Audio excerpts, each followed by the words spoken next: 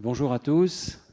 Je suis très heureux aujourd'hui d'accueillir au Collège de France le professeur Luigi Rizzi, qui est le titulaire pour 2012-2013 de la chaire Blaise Pascal. Et c'est dans le cadre de la chaire Blaise Pascal qu'il va nous donner l'un des exposés, l'un des enseignements de cette chaire. Le professeur Luigi Rizzi est professeur à l'université de Sienne en linguistique. Il a occupé de nombreux postes à l'université de Genève, à MIT, et également comme professeur invité à l'ENS, à l'EHESS. C'est là que nous nous sommes rencontrés il y a plus de 25 ans, je crois. J'étais tout jeune étudiant et tu nous enseignais déjà les structures syntaxiques. Le professeur Luigi Rizzi a fait des contributions très importantes à la théorie syntaxique.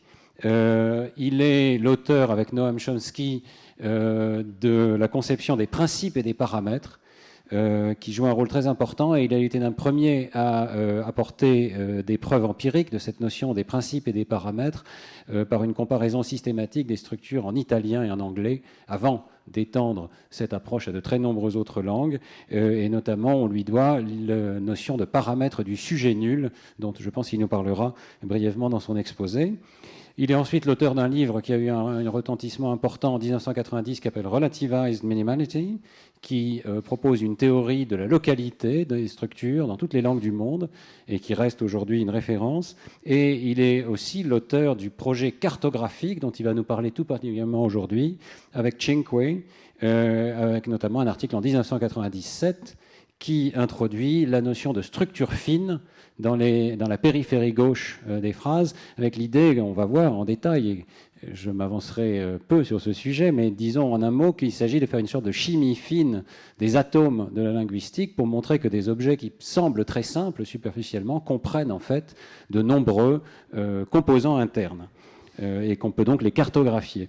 Alors, parmi les syntacticiens, il est aussi l'un de ceux qui a le plus étendu la base empirique de la linguistique, et ça c'est très intéressant, en s'intéressant notamment au problème de l'acquisition du langage par l'enfant, et en montrant que la théorie des principes et des paramètres pouvait fournir certains guides pour l'acquisition, et également à d'autres domaines, et on peut mentionner une collaboration qui continue jusqu'à ce jour entre nos laboratoires, puisque Luigi Rizzi, avec Christophe Pallier, qui est ici présent, et d'autres collègues nous aident plutôt à concevoir des expériences d'imagerie cérébrale qui prennent en compte des stimuli en français respectant les contraintes syntaxiques appropriées. Luigi Rizzi a reçu pour son travail de nombreux honneurs. Je mentionnerai simplement qu'il est Honorary Member of the Linguistic Society of America. Il est Corresponding Fellow of the British Academy et il est membre de l'Academia Europa. Pour ses travaux et ses recherches futures, il vient de recevoir une de ces fameuses subventions européennes de l'ERC, l'European Research Council Advanced Grant, qui va lui permettre pendant les 5 prochaines années d'être financé à un très haut niveau et de continuer d'avoir une équipe autour de lui pour étudier ces questions de cartographie de la syntaxe des langues humaines. Et c'est donc le sujet de son exposé aujourd'hui, la nature hiérarchique des représentations linguistiques et la cartographie des structures syntaxiques. Merci beaucoup, Luigi. Merci. Merci beaucoup, Stan. Merci pour ton invitation. Je voudrais aussi remercier l'État et la région Île-de-France qui ont soutenu mes recherches généreusement par la chaire Blaise Pascal, qui offre des conditions extraordinaires de travail et de recherche à Paris, effectivement. Voilà, dans la présentation d'aujourd'hui, je voudrais toucher à 3 sujets qui sont liés. Je voudrais en effet commencer la présentation par une observation très simple sur la nature de nos capacités linguistiques, c'est-à-dire le fait qu'elles sont illimitées, qu'elles se manifestent sur un domaine non borné. Une observation extrêmement simple, mais qui a été un peu à la base, l'élément qui a déclenché ce qu'on a appelé la révolution cognitive sur le langage, il y a 60 ans environ. Je voudrais parler un peu des modèles élaborés à l'époque, dans les années 50, et puis sauter tout de suite au modèle actuel, en particulier au modèle de nature minimaliste, de type minimaliste, et montrer comment, dans ce modèle, on conçoit les éléments de base des computations linguistiques. La deuxième partie sera sur les hiérarchies, c'est-à-dire si on a plus ou moins raison sur les modèles des connaissances du langage, les représentations syntaxiques sont nécessairement hiérarchiques. Donc on peut se poser la question, quels sont les arguments qu'on peut donner en faveur de cette nature intrinsèquement hiérarchique de représentation? Ici, je voudrais discuter des arguments classiques tirés de la linguistique, de la syntaxe comparative en particulier, et aussi des arguments qui viennent de l'étude expérimentale de l'utilisation du langage, donc psycholinguistique fondamentalement. Dans la troisième partie, je voudrais aborder la question de la cartographie. Si on a raison à dire que les représentations syntaxiques sont organisées hiérarchiquement, il est raisonnable, important, d'essayer d'étudier les détails de cette organisation hiérarchique en dessinant des cartes aussi précises et détaillées que possible des représentations syntaxiques. C'est ce qu'on essaye de faire dans les projets cartographiques que j'essayerai d'illustrer à la fin de mon exposé. Voilà, donc quand nous parlons, quand nous utilisons le langage, nous sommes constamment confrontés à des phrases nouvelles, à des phrases que nous n'avons jamais rencontrées dans notre expérience précédente. Par exemple, il est très peu probable que vous auriez déjà entendu exactement la phrase que je suis en train de prononcer en ce moment. Néanmoins, ces objets qui sont constamment nouveaux sont aussi familiers. Nous arrivons à les comprendre, nous pouvons répondre de manière appropriée, et ainsi de suite. Nous pouvons utiliser des structures nouvelles, des phrases nouvelles, pour exprimer nos pensées les plus cachées, les plus secrètes, pour utiliser cette belle phrase de Galilée dans le dialogue. Donc cette caractéristique du caractère constamment nouveau des entités linguistiques a bien sûr été remarquée, mais la première contribution qui a permis d'aborder ce thème de manière précise est dans les travaux de Chomsky dans les années 50. Chomsky a proposé que la connaissance de la langue peut être caractérisée comme une sorte de petite machine computationnelle. Nous avons dans notre esprit, dans notre cerveau, petite machine qui calcule des structures essentiellement. Et ce système est fondé sur deux types d'objets. Il y a d'abord des inventaires, c'est-à-dire des listes d'éléments, le lexique par exemple, qui sont mémorisés, et des procédures computationnelles, donc des règles, si vous voulez, qui nous permettent de mettre ensemble les mots et de former des entités plus larges indéfiniment. Et la caractéristique centrale est que ce système est récursif, est fondé sur des règles récursives. Récursif veut dire c'est des règles qui peuvent constamment s'appliquer sur leurs propres résultats. Et ça, c'est l'élément formel décisif qui permet le caractère non borné de nos capacités. Est-ce qu'il y a des alternatives à ce type d'approche computationnelle?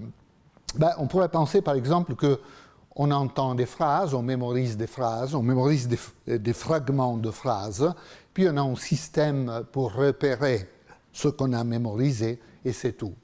Clairement, cette manière de voir les choses ne rendrait pas compte du caractère créatif de nos capacités linguistiques, ce fait que nous pouvons toujours produire et comprendre une phrase que nous n'avons jamais entendue avant.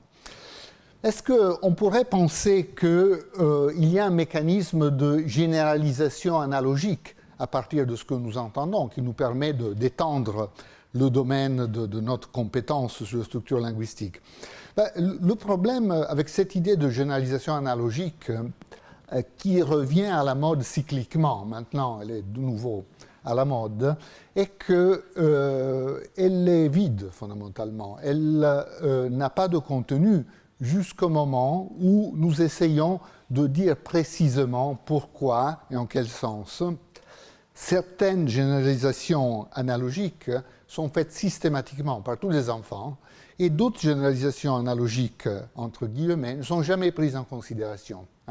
Donc ça, c'est le problème empirique fondamental qui fait que la notion en tant que telle n'est pas vraiment utilisable. Parce que dès que nous devenons nous sommes suffisamment spécifiques, nous voyons que le terme n'est pas vraiment approprié, est beaucoup trop générique par rapport à ce qui se passe effectivement.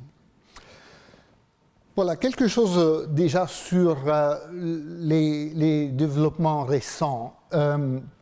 En ce qui concerne les inventaires, le lexique essentiellement, il y a eu un certain changement d'emphase du lexique de contenu, spécifiant les noms, les verbes, les adjectifs, tout ce qui a un contenu descriptif, au lexique fonctionnel, constitué de petits mots comme les articles, déterminants, les auxiliaires, les complémenteurs, les marques de temps et d'aspect.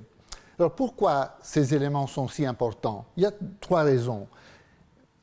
D'un côté, les éléments fonctionnels créent une sorte d'échafaudage, une sorte de squelette structural dans lequel l'échafaudage, on insère les éléments de contenu. Et ces configurations fonctionnelles sont assez complexes, et c'est précisément ce qui est étudié par les projets cartographiques. Deuxième raison, les éléments fonctionnels déclenchent les processus syntaxiques fondamentaux. Donc, ils sont un peu le moteur de tout le système. Troisième raison, les propriétés fondamentales de variation, les paramètres fondamentaux de variation, sont typiquement exprimés dans le lexique fonctionnel. C'est pour cela que ces éléments sont devenus centraux dans nos recherches, dans la recherche syntaxique. Maintenant, quelque chose sur les computations syntaxiques élémentaires, ce calcul syntaxique. N'importe quelle théorie qui essaye de traiter la syntaxe des langues naturelles doit être capable d'exprimer au moins deux types de calculs. La construction des structures. Il faut un mécanisme qui mette ensemble des mots et qui forme des structures plus larges. Et ce mécanisme doit être récursif. Je reviendrai sur cette question. Et deuxième chose, il faut un moyen pour exprimer des dépendances entre des positions. N'est-ce pas? Il y a typiquement, dans les structures hiérarchiques qu'on crée, des dépendances en ce que le contenu et les propriétés d'une certaine position dépendent du contenu et des propriétés d'une autre position. Il faut avoir un mécanisme qui exprime ces dépendances. Donc il faut au moins ça. Si on n'a pas au moins ça, on ne peut pas vraiment traiter la syntaxe naturelle. Et puis il faut bien sûr que ce système exprime l'invariance et la variation. Donc il y a des aspects de ce système qui sont toujours les mêmes, qui restent constants. Il y a des propriétés universelles d'architecture et aussi de détail. Et bien sûr, il y a des propriétés qui varient d'une langue à l'autre. Donc il faut pouvoir exprimer tous ces aspects. Voilà, en ce qui concerne le développement récent au sujet des computations, pas aussi récent que ça, à vrai dire, mais la tendance en tout cas est claire.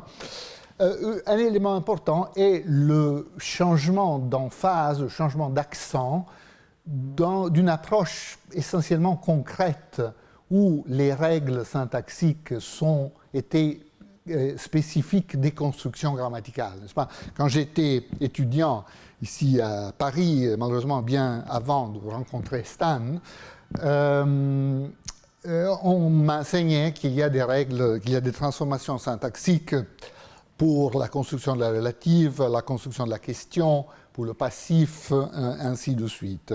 Donc il y a eu un changement de cette caractérisation très concrète des règles syntaxiques à une caractérisation beaucoup plus abstraite, où on a changé de niveau de granularité fondamentalement. Et on observe, on a cherché des ingrédients computationnels beaucoup plus abstraits, des opérations comme merge, recherche, dont je veux parler dans quelques minutes, qui sont à la base des propriétés des constructions. Les constructions existent, à mon avis, comme entités, mais elles sont des entités moléculaires, fondamentalement. C'est-à-dire, elles sont constituées d'ingrédients plus fins, ces propriétés computationnelles très abstraites, et certaines propriétés du lexique fonctionnel. Donc, c'est un conglomérat structuré de propriétés qui crée ce que nous appelons construction, une construction grammaticale. Voilà, donc ça c'est le pas fondamental. Après environ 50 ou presque 60 ans de discussion sur le caractère du mécanisme de constitution de structure, les linguistes, en tout cas certains linguistes, sont arrivés à la conclusion que le mécanisme plus ou moins le plus simple qu'on puisse imaginer. Pour construire une structure, il y a une règle appelée merge en anglais, qu'on pourrait caractériser comme combinaison en français. Parfois on parle de fusion, mais je crois que combinaison c'est mieux. En tout cas, j'utiliserai le terme anglais pour enlever toute ambiguïté, qui dit prends deux éléments, mets-les ensemble et cela formera un troisième élément, essentiellement.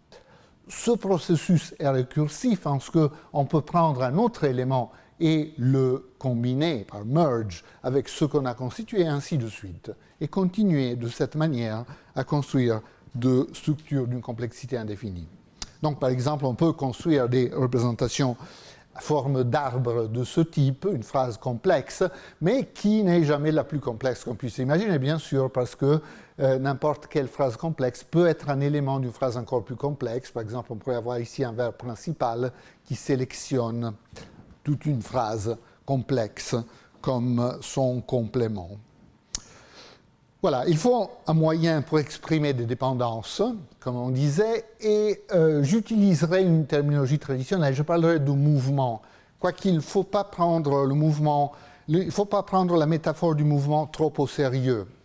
L'idée est la suivante, quand nous avons certaines constructions, par exemple une interrogative, quelle fille est-ce que l'enfant voit, quelque chose comme ça, il faut établir une dépendance entre un élément prononcé au début de la phrase et un trou, une position vide, position objet dans ce cas d'un verbe, à l'intérieur de la phrase. Il faut pouvoir exprimer ça, autrement on ne caractérise pas l'interprétation possible d'une phrase.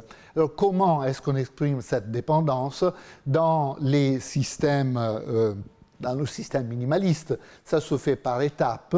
Il y a d'abord l'élément interrogatif qui est engendré dans sa position canonique, supposons d'objet direct, comme ici, le garçon verra cette fille, quelque chose comme ça. Puis on caractérise la structure comme une question.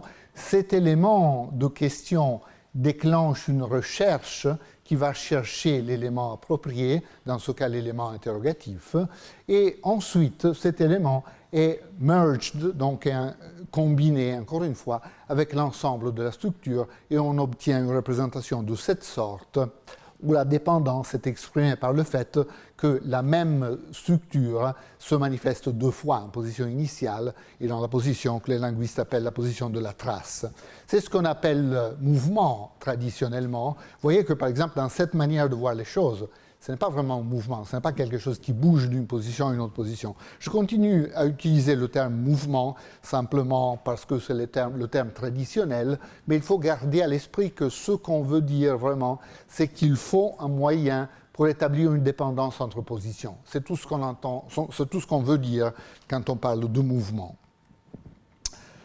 Merge, move et sens, j'en parlerai plus tard, donc je saute ça.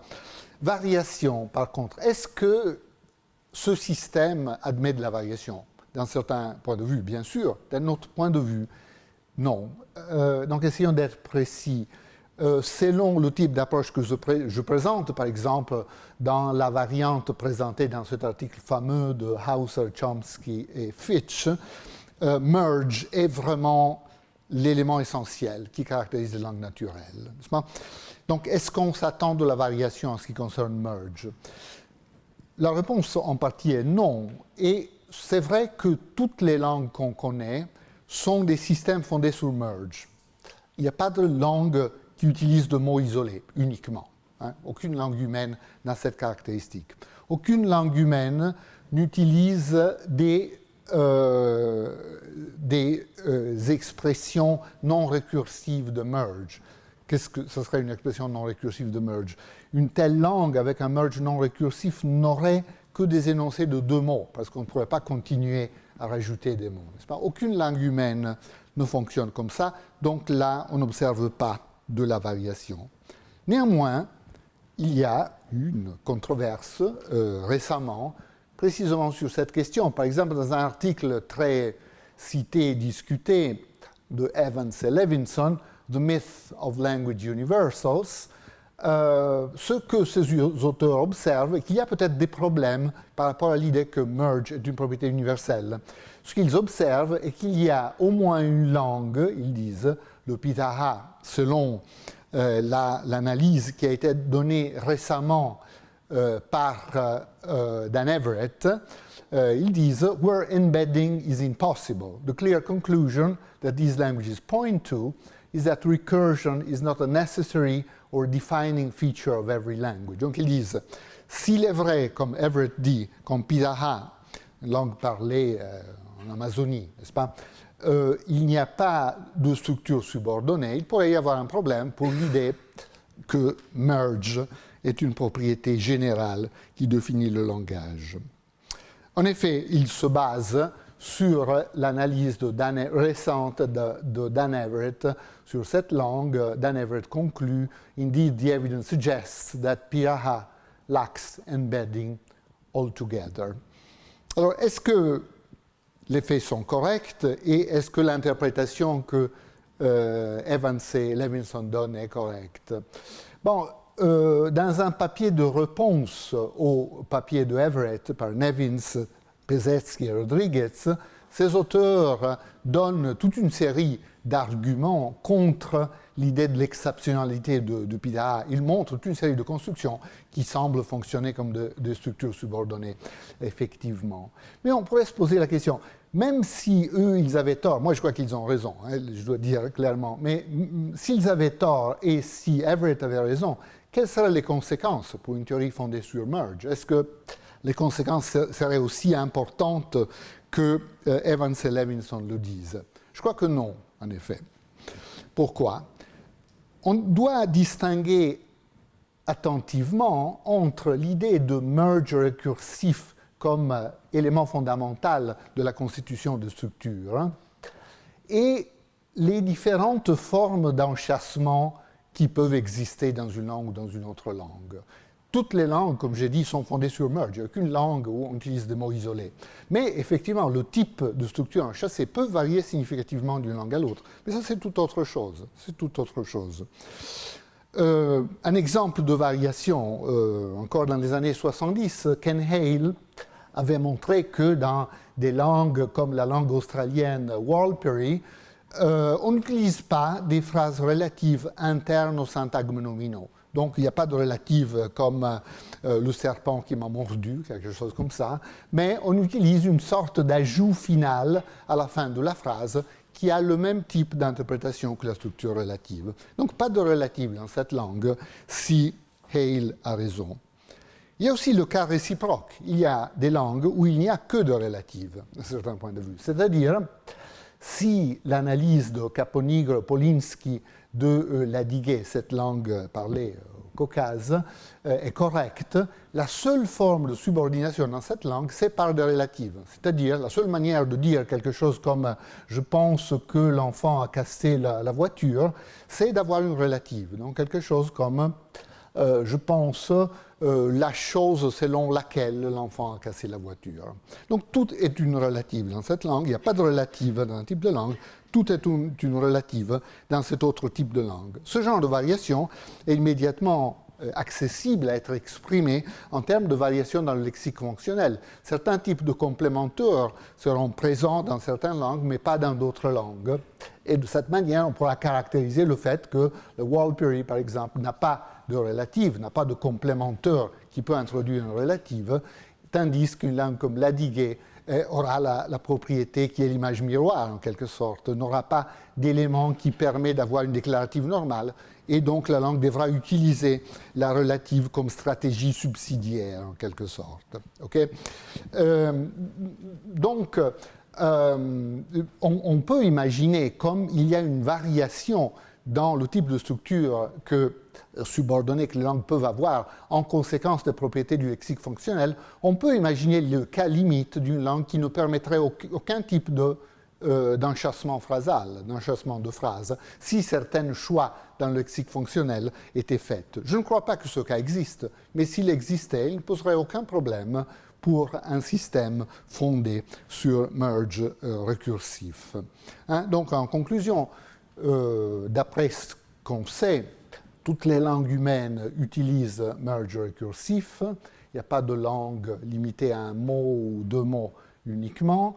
Et cette opération est généralement disponible, mais il ne s'applique pas dans le vide. C'est ça, à mon avis, l'erreur de Evans et Levinson. Ils admettent que cette propriété, en quelque sorte, s'applique dans le vide, comme propriété computationnelle indépendante de tout le reste du système. Mais ce n'est pas le cas. C'est quelque chose qui s'applique sur un lexique, sur le lexique fonctionnel. Donc les applications de merge sont modulées par les propriétés du lexique fonctionnel, qui peut avoir la conséquence qu'il peut y avoir des trous dans le type de construction et de subordination qu'une langue peut avoir. Okay, donc ça c'est la conclusion à laquelle je voudrais arriver pour cette première partie. Maintenant, deuxième partie, les hiérarchies. Si merge est l'élément fondamental de construction de structures, les structures syntaxiques sont hiérarchiques, inévitablement. Il n'y a pas de manière d'éviter les hiérarchies. Alors, quel type d'argument peut-on donner pour les structures hiérarchiques? Réponse, il y a énormément d'arguments pour les hiérarchies syntaxiques. Je vous donne un simple argument, deux simples arguments de nature syntaxique, et puis on passe à d'autres types d'arguments. Considérez par exemple la règle qui forme une interrogative en anglais en déplaçant un verbe d'un certain type en position initiale, en auxiliaire par exemple. Is John happy à partir de John is happy. Il y a une contrainte de localité, c'est-à-dire s'il y a plusieurs verbes dans la structure de ce type, on prend le plus proche. Donc, is John saying that Mary is here? Pas possible de prendre une occurrence d'être qui est beaucoup plus lointaine, évidemment. Mais qu'est-ce que ça veut dire plus proche? Comment on calcule la proximité?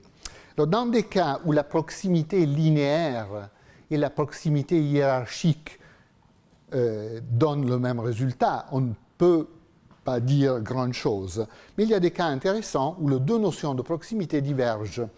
Donc, prenez par exemple, the man who is here is happy.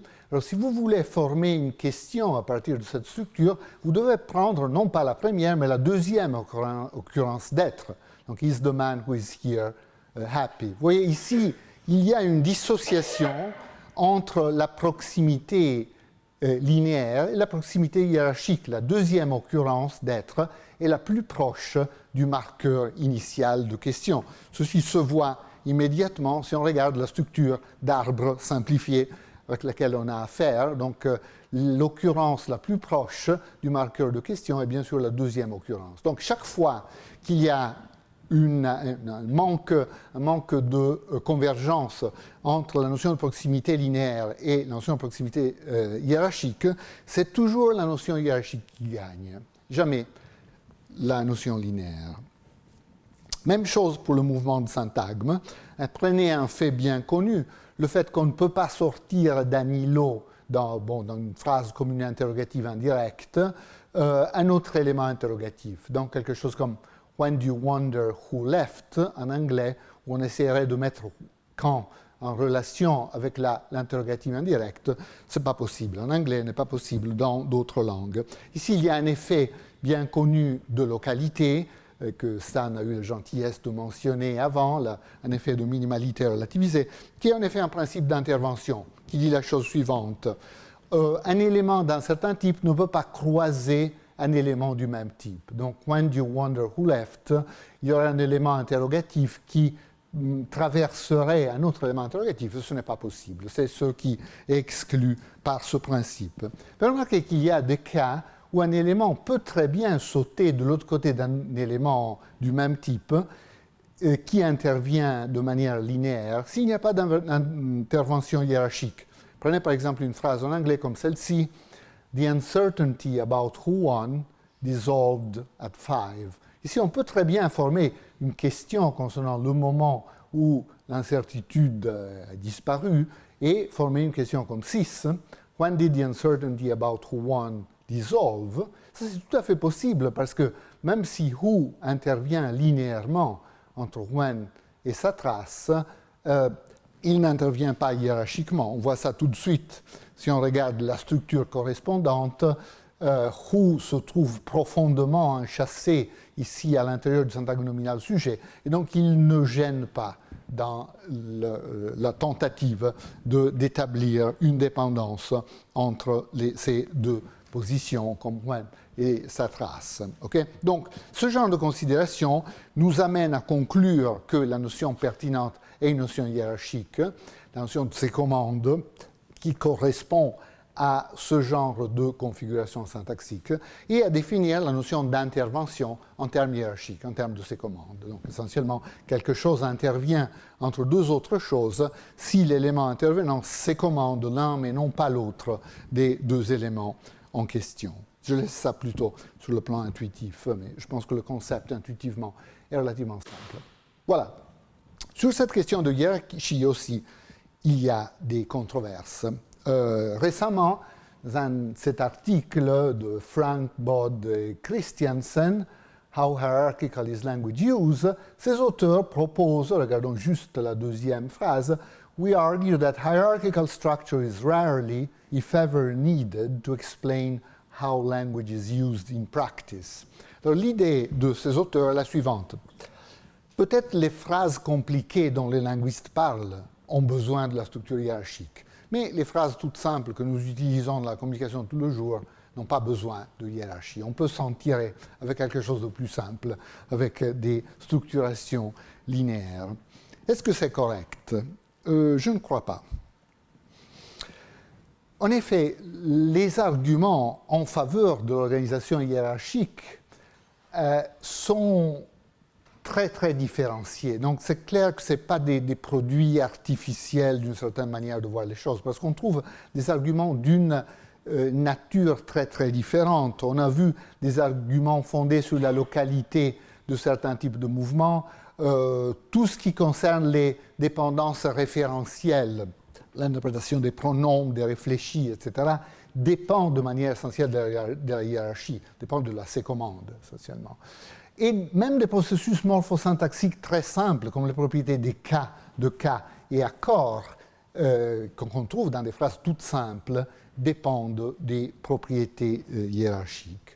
Et il y a un grand nombre de types d'arguments, non seulement arguments linguistiques comme ceux que j'ai décrits, mais aussi des arguments de nature expérimentale qui portent sur cette question. Par exemple, il y a ce papier très intéressant récent de Pallier, Devauchel-Dehaene qui donne un argument sur la base de données d'imagerie cérébrale en faveur de l'organisation hiérarchique de structures en montrant que certaines structures neuronales sont sensibles à la profondeur de l'arbre, pour ainsi dire, n'est-ce pas ? Donc ça donne un argument d'un type très différent par rapport à tout ce qu'on a considéré jusqu'à présent. Je voudrais parler de quelques arguments de nature comportementale en regardant des faits d'accord. Prenez le fonctionnement de l'accord sujet-verbe, simplement. Le verbe s'accorde avec le sujet. Si on prend une structure un peu plus complexe, comme The picture of your friends is here, l'accord ne se fait pas avec le nombre le plus proche, évidemment, mais avec le nombre qui est dans la bonne configuration de localité. On voit en termes de structure que picture est plus proche de is que friends, effectivement. Donc on ne choisit pas la proximité linéaire ici aussi, mais la proximité hiérarchique. Alors, les auteurs que j'ai cités, Frank Bod et Christiansen, en effet observent qu'en performance, quand on produit des phrases, parfois on se trompe et on dit des choses comme « The owner of the cats were here », où on fait erronément l'accord avec un syntagme nominal plus proche, non pas avec le bon syntagme nominal. Et donc il suggère que ça c'est un argument en faveur de l'idée que l'accord en performance se fait sur une base de proximité. Mais est-ce que la conclusion est correcte ? En effet, je ne pense pas. En utilisant ici du travail que j'ai fait avec les psycholinguistes de Genève, Julie Frank et Uli Frauenfelder, on a observé qu'effectivement, il y a un effet d'intervention linéaire, mais très distincte, avec des propriétés très distinctes de l'intervention hiérarchique. Considérons ce type d'expérience très simple. On a regardé dans une langue comme l'italien l'accord sujet-verbe dans des structures justement sujet-verbe le patron des chats arrive, ou bien verbe-sujet. Il est possible d'avoir le sujet en position finale en italien, donc avoir des choses comme arrive le patron des chats. Vous voyez, dans le cas de l'ordre sujet-verbe, nous avons que chat ici, qui fait partie d'un sens prépositionnel interne au sujet, intervient linéairement entre patron et chat, tandis que dans le cas de l'ordre verbe-sujet, on n'a pas cette intervention parce que le syntagme préposition se trouve dans une position périphérique, évidemment. Alors on observe qu'effectivement, dans cette sorte de paire minimale, il y a un effet d'intervention linéaire parce que dans un test de production élicitée où on donne au sujet expérimental la structure avec le verbe non conjugué, on demande de conjuguer le verbe, on a un 5% d'erreur dans ce type de configuration et pratiquement pas d'erreur dans cet autre type de configuration. Donc ça qu'effectivement, il y a un effet d'intervention linéaire. Néanmoins, si on est intéressé à la nature du principe qui détermine l'accord en performance, la bonne comparaison qu'il faut faire, c'est entre l'environ 5% d'erreur dans cette configuration qui peut déterminer l'erreur et le 95% de structures correctes qui sont produites par le locuteur dans cette même configuration. Donc, même dans ce type de test, si on observe une certaine possibilité d'erreur, dans la grande partie des cas, les sujets, bien sûr, produisent un accord correct. On a comparé aussi 3 types de cas. Des cas où l'intervenant potentiel n'intervient pas du tout, par exemple, position d'objet direct, donc il n'intervient pas entre le sujet et le verbe, le patron sort les chats en français, pratiquement pas d'erreur d'interférence ici sur l'accord. Des cas où l'élément qui intervient de manière purement linéaire, donc le patron des chats sort, ici on a vu environ 5% d'erreur dans les tests de production élicitée. Et troisièmement, dans des cas où l'élément intervenant intervient aussi en termes de ses commandes, par exemple un objet critique, le patron les sort, le patron sort les chats, ici le taux d'erreur monte environ 10%. Donc il est clair qu'aussi le système de performance reconnaît la différence entre intervention purement linéaire et intervention en termes de ses commandes, donc intervention hiérarchique. Voilà, intervention purement linéaire ici, intervention en termes de ses commandes dans le cas de l'objet critique qui sécommande le verbe qui est sécommandé par le syntagme nominal sujet. Donc voilà le gradient d'interférence dans différentes expériences qu'on a fait. Quand il n'y a pas d'intervention du tout, pratiquement pas d'erreur dans la production d'accords. Quand il y a intervention purement en termes d'ordre linéaire ou de précédence, environ 5%. Quand il y a intervention hiérarchique, ça monte à environ 10% ou plus. Conclusion, l'organisation hiérarchique est utilisée non seulement pour les structures complexes, mais aussi pour des structures extrêmement élémentaires, comme les structures qui manifestent des propriétés d'accord. Les systèmes de performance exploitent la précédence. On pourrait se poser la question, si tout est hiérarchique, pourquoi on observe des erreurs fondées sur l'intervention linéaire, n'est-ce pas? Évidemment, les systèmes de performance exploitent l'information linéaire parce que les systèmes de performance sont soumis à évidemment une pression temporelle. Ils doivent très rapidement décider les propriétés de la structure et ils utilisent toutes sortes d'indices. Un indice, bien sûr, est l'ordre linéaire. Pour des raisons discutées par Richard Kane il y a 20 ans, quand un élément précède un autre élément, il est très probable qu'il sécommande aussi l'autre élément. Ce n'est pas certain, parce qu'il y a beaucoup de cas où ceci n'est pas vrai. Mais disons que la précédence est un prédicteur raisonnablement bon pour la sécommande. Donc l'ordre est un prédicteur raisonnablement bon pour la proéminence hiérarchique. Donc il est normal que le locuteur utilise l'information linéaire et parfois cela les induit en erreur. Ça, c'est le fameux 5% d'erreur qu'on a observé. Mais clairement, le facteur prépondérant est le facteur hiérarchique, même pour des propriétés extrêmement simples comme le fonctionnement des systèmes d'accords. Voilà, donc dernière partie, la cartographie. Si nous avons raison de dire que les structures sont organisées hiérarchiquement, ça vaut la peine d'étudier les propriétés fines de ces articulations hiérarchiques. Et ce type d'étude est ce qui va sous le nom de la cartographie de structures syntaxiques. On essaye de dessiner des cartes aussi précises et possibles des structures, et ce qui nous donne aussi un outil très utile pour faire des travaux comparatifs, parce que quand nous avons des cartes sur des langues différentes, nous pouvons les comparer et voir ce qui reste constant et quelles sont les propriétés variables. Voilà, ici c'est juste pour donner une idée de l'extension à travers les langues des études cartographiques. C'est des études qui ont commencé il y a 15 ans environ, avec l'analyse de certaines zones de l'arbre dans les langues romanes et germaniques. Mais très rapidement, la vocation de ce genre d'études, la vocation générale de ce genre d'études s'est manifestée avec beaucoup de travaux qui se sont rapidement mis en place sur beaucoup de groupes linguistiques différents, donc en dehors des langues indo-européennes. Par exemple, il y a beaucoup de travail sur la langue finno-ugrique, beaucoup de travail sur la langue sémitique, sur la langue africaine. Récemment, il y a une variété de travaux sur la langue bantou et non-bantou en Afrique.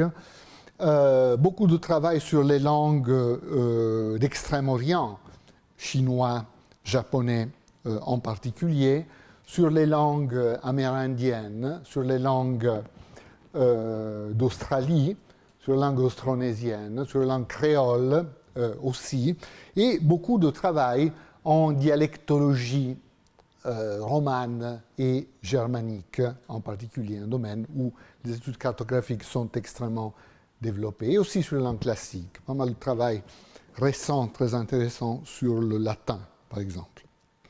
Voilà. Donc, oui, je reviens à une diapo précédente. On parlait de merge and move avant, n'est-ce pas?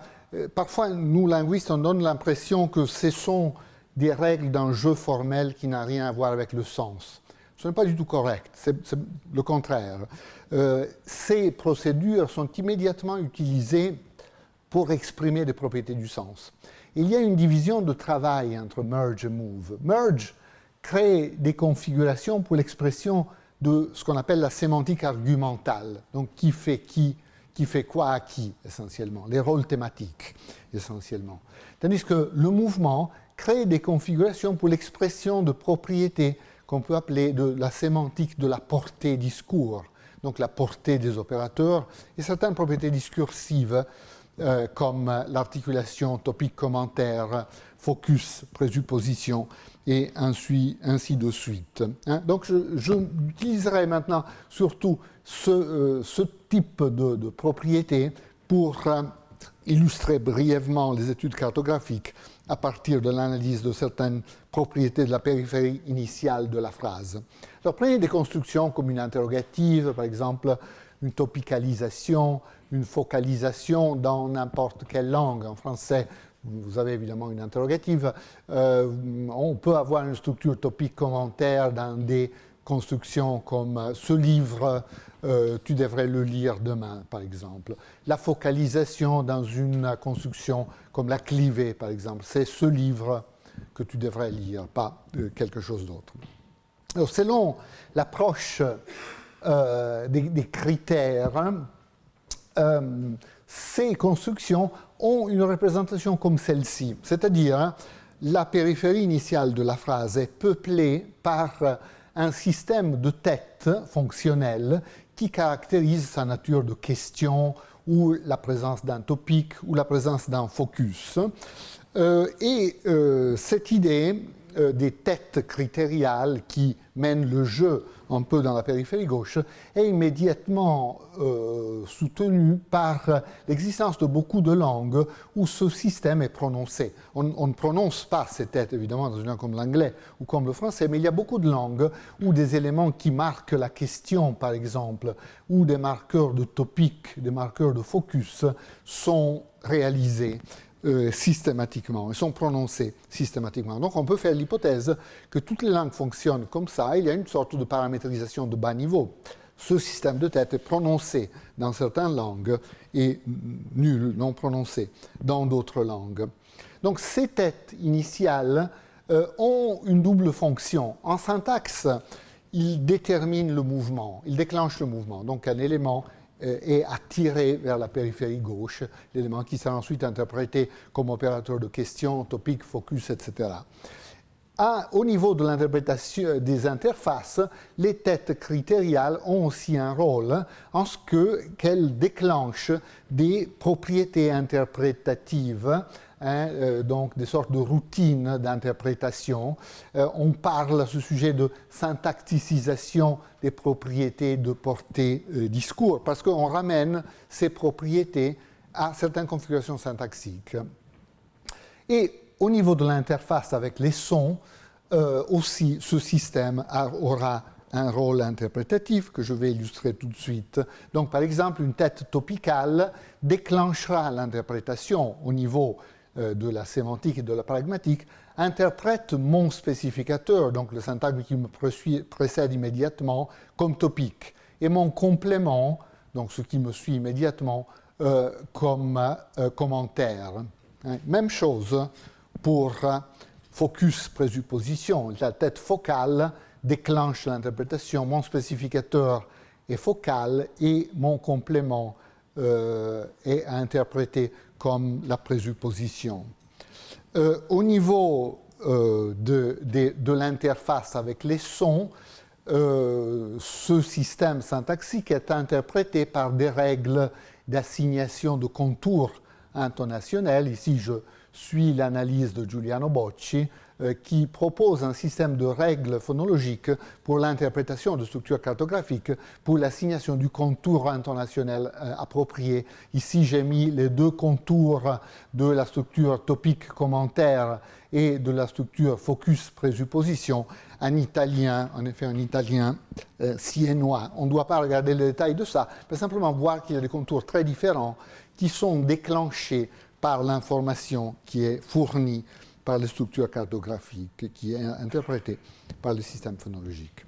Donc, on peut observer ensuite que les différentes têtes critériales et les têtes qui occupent la périphérie gauche s'organisent dans certaines hiérarchies avec certains éléments qui sont stables. Certains éléments de l'ordre ne varient pas à travers les langues, d'autres éléments sont par contre variables. Ici, c'est une représentation très partielle de la périphérie initiale de la phrase en italien selon mon travail. Donc tout ça correspond à ce qui, dans des représentations plus pauvres, est simplement le système du complémentaire. Vous voyez que c'est beaucoup plus riche, beaucoup plus spécifié, mais en même temps, la structure est fondamentalement toujours la même. Il y a une sorte de rapport fractal, pour ainsi dire, n'est-ce pas? Si on regarde les structures à l'œil nu, on voit certaines configurations, et si on prend le microscope cartographique, on voit fondamentalement au niveau microscopique le même type de configuration, essentiellement. Donc l'idée ici, c'est que le système de la périphérie gauche est délimité par des têtes de force et de finitude, respectivement, qui isolent un espace qui est utilisé pour créer des positions pour exprimer ces fameuses propriétés de portée discours. Voilà donc ce que on vient d'indiquer. Est-ce qu'il y a des alternatives à cette conception cartographique? Bien sûr, on pourrait aller dans l'autre sens. Plutôt que syntacticiser la sémantique, on pourrait essayer de pragmaticiser la syntaxe. Utiliser une syntaxe beaucoup plus pauvre, où on se limite à empiler au début de la structure toute une série d'éléments, et puis déplacer tout le travail après l'interface dans le système interprétatif de la sémantique et de la pragmatique. Je ne veux pas aborder cette alternative en détail, je veux très rapidement mentionner deux types d'arguments en faveur de la conception cartographique. L'un est l'existence dans beaucoup de langues de marqueurs réalisés, de topics, focus, questions relatives, etc., structure réalisée qui a un statut très précis dans les représentations cartographiques, ce sont les têtes critériales justement, tandis qu'il n'aurait pas de statut précis dans un système fondé sur une idée plus pauvre de la syntaxe. Deuxième chose, beaucoup de langues offrent des arguments très très directs en faveur de l'idée qu'on ne peut pas s'en tirer avec un seul complémentaire, un seul élément comme que, fondamentalement, parce que plusieurs éléments de ce type peuvent même être en concurrence dans la même structure. Par exemple, dans les langues celtiques, le gallois ici, on voit que deux particules de type complémentaire, deux particules qui en gros correspondent à que du français, délimitent toute une zone de l'arbre où on peut avoir toute une série de topiques, faucilles, etc., etc. Donc là, on en entend deux en même temps.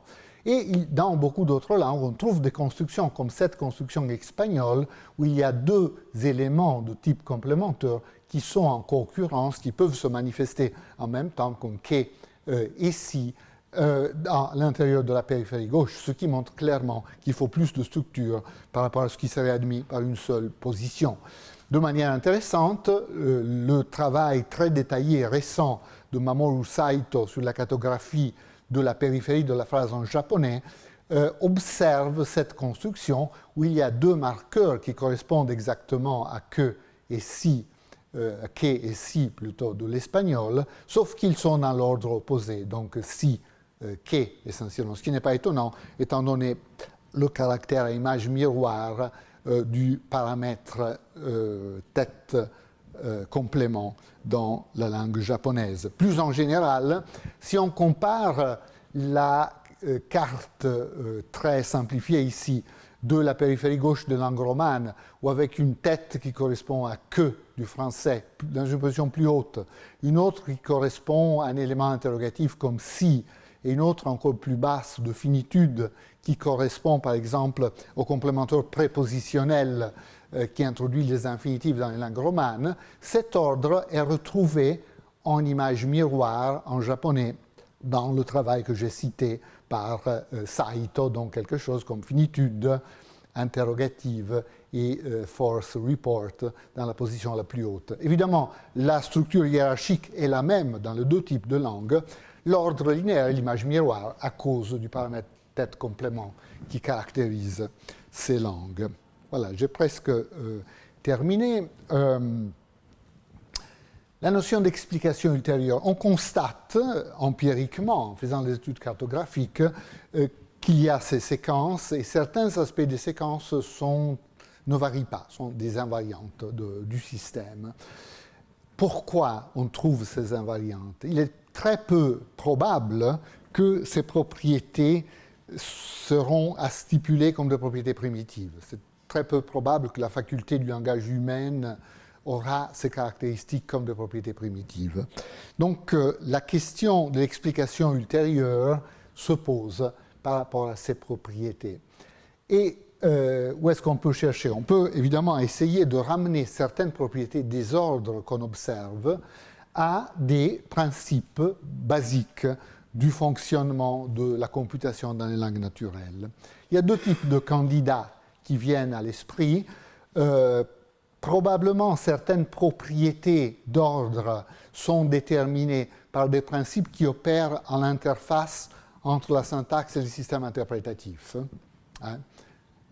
Et d'autres propriétés peuvent être déterminées par des principes qui opèrent à l'intérieur de la boîte syntaxique. Certains principes de localité peuvent être responsables, par exemple, de certaines propriétés d'ordre du type qu'on vient de considérer dans la périphérie initiale de la phrase. Ça, c'est le type d'approche tout à fait convaincant, à mon avis, qui est proposé par Klaus Abels et aussi par Liliane Hegemann, sur lequel j'ai aussi travaillé récemment. Donc, cette question de l'explication ultérieure se pose systématiquement. Je voudrais conclure en disant quelque chose des rapports entre la cartographie et le minimalisme. Parfois, on semble constater une certaine tension entre les mécanismes computationnels très austères et très pauvres du minimalisme et la richesse des représentations cartographiques. Est-ce qu'il y a une véritable tension conceptuelle, logique entre ces deux choses ? Je ne crois pas. Je crois que les représentations cartographiques sont tout à fait compatibles avec les idées de base de computation minimaliste, sont fondées sur merge, fondamentalement. La différence observable entre, disons, le mainstream minimalist research, la recherche minimaliste, comment dire, d'orientation majeure, et les travaux cartographiques ont à voir avec une question empirique très précise, c'est-à-dire la dimension de l'ensemble des atomes syntaxiques, la dimension du lexique fonctionnel, essentiellement. Donc il y a cette question empirique. Quelle est la dimension du lexique fonctionnel ? Les études cartographiques font l'hypothèse, supportée par des arguments empiriques, que l'ensemble des éléments fonctionnels est un ensemble très large, très important, comme on a vu en regardant les représentations qu'on a discutées. Ici, c'est un point empirique par rapport auquel on peut aussi envisager une interaction importante avec les études typologiques qui se posent ce type de questions sous un nom et un terme un peu différent en regardant quels sont les targets of grammaticalization, donc quelles sont les cibles possibles de grammaticalisation, ce qui est fondamentalement le même type de problème. Quelle est la dimension possible, dans notre terminologie, du lexique fonctionnel? Donc je crois qu'il doit être possible, et il y a des raisons de penser effectivement que c'est possible, d'avoir une interaction très fructueuse avec ces deux domaines de recherche. En fait, c'est un peu absurde que ces deux domaines se parlent si peu, n'est-ce pas? C'est quand même deux grandes lignes de recherche, la syntaxe formelle, disons, et la recherche typologique, qui regardent plus ou moins les mêmes choses. Donc on peut imaginer qu'il doit y avoir des terrains de collaboration fructueuse. Et je crois que les études cartographiques peuvent avoir un rôle dans ce type pour créer les conditions pour ce type d'interaction. Voilà, donc pour conclure, clairement, il y a une division de travail entre le minimalisme et la cartographie, n'est-ce pas?